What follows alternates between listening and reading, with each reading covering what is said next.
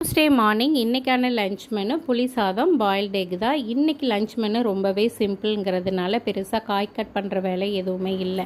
அதனால் இந்த இடைப்பட்ட நேரங்களில் குழந்தைங்க வாட்டர் பாட்டிலுக்கெல்லாம் தண்ணி ஊற்றி வைக்கிறது, ஸ்நாக்ஸ் பேக் பண்ணுறது, இந்த மாதிரி சின்ன சின்ன வேலைங்கள்லாம் செஞ்சிட்டு இருந்தேன். இன்றைக்கி சாதமும் முட்டையும் ஒரு பக்கம் நிதானமாக வெந்துட்டு இருந்தது. இன்றைக்கி ஸ்நாக்ஸுக்கு பார்த்திங்கன்னா ஆப்பிள் தான் கொடுத்து அனுப்பியிருந்தேன்.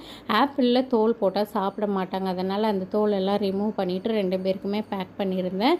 எனக்கு மேரேஜ் ஆன புதுசில் பார்த்திங்க அப்படின்னா எனக்கு இந்த முட்டையே உரிக்க தெரியாது. இதை நல்லா ஆற வச்சா தான் இந்த அளவுக்கு உரியுன்றது போக போக தான் தெரியும்.